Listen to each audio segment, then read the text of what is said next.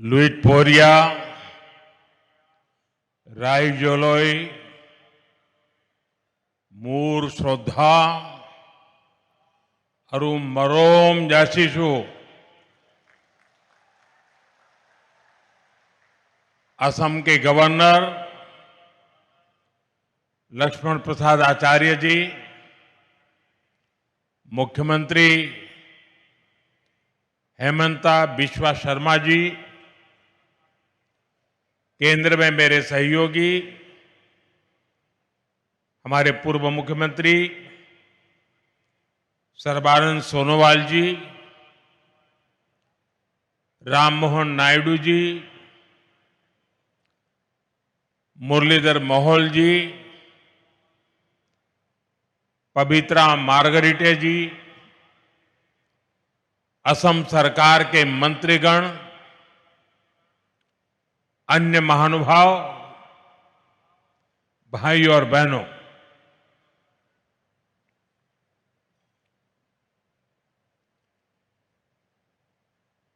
मैं अपना भाषण शुरू करूं उससे पहले मैं आप सबसे एक प्रार्थना करता हूं। ये आज विजय का आज का जो दिवस है एक प्रकार से विकास के उत्सव का दिवस है और ये सिर्फ असम नहीं, पूरे नॉर्थ ईस्ट के विकास का उत्सव है। और इसलिए मेरी आपसे प्रार्थना है कि अपना मोबाइल फोन निकालिए, उस पर फ्लैश लाइट चालू कीजिए और सबके सब इस विकास उत्सव में भागीदार बनिए। हर एक के मोबाइल फोन का लाइट जलना चाहिए। देखिए तालियों की गूंज से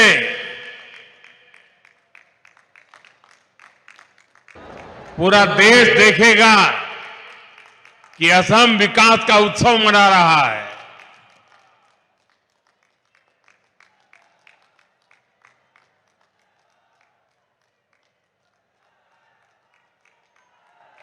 जब विकास का प्रकाश पहुंचता है तो जिंदगी की हर राह नई ऊंचाइयों को छूने लग जाती है।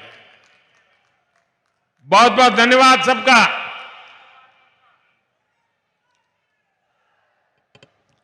साथियों, असम की धरती से मेरा लगाव, यहां के लोगों का प्यार और स्नेह और खासकर असम और पूर्वोत्तर की मेरी माताओं बहनों का अपनापन, ये मुझे निरंतर प्रेरित करते हैं, पूर्वोत्तर के विकास के हमारे संकल्प को ताकत देते हैं। मैं देख रहा हूं आज एक बार फिर असम के विकास में नया अध्याय जुड़ रहा है और ऐसे में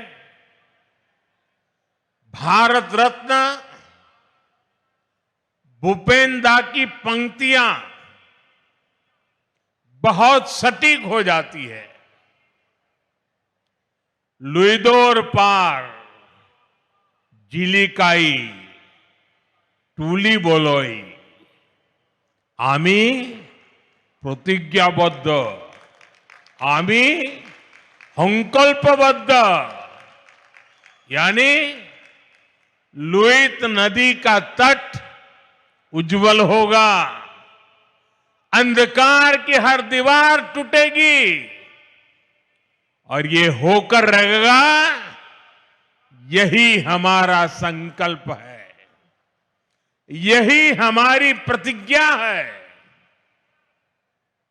साथियों, भूपेन दा की ये पंक्तियां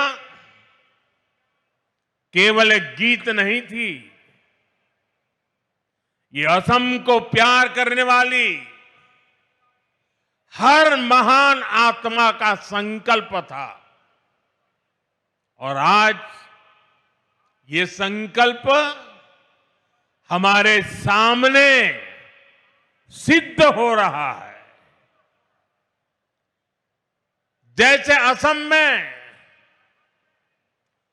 विशाल ब्रह्मपुत्र की धाराएं कभी नहीं रुकती, वैसे ही बीजेपी की डबल इंजन सरकार में यहां विकास की धारा भी अनवरत बह रही है। आज लोकप्रिय गोपीनाथ बोरदोलोई एयरपोर्ट के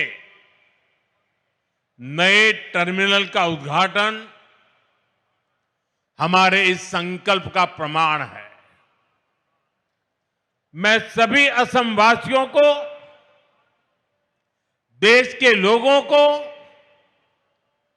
इस नई टर्मिनल बिल्डिंग के लिए बहुत बहुत बधाई देता हूं।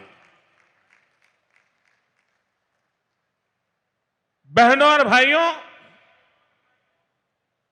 अब से कुछ देर पहले मुझे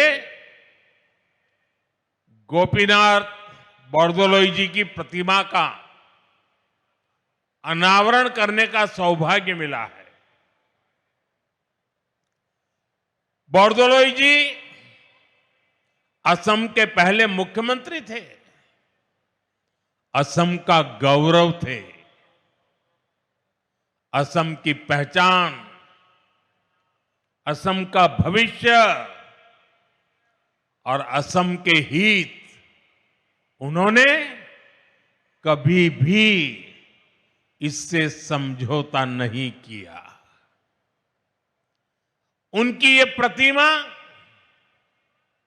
आने वाली पीढ़ियों को प्रेरित करती रहेगी, उनमें असम को लेकर गौरव की भावना जगाएगी। साथियों, आधुनिक एयरपोर्ट जैसी सुविधाएं,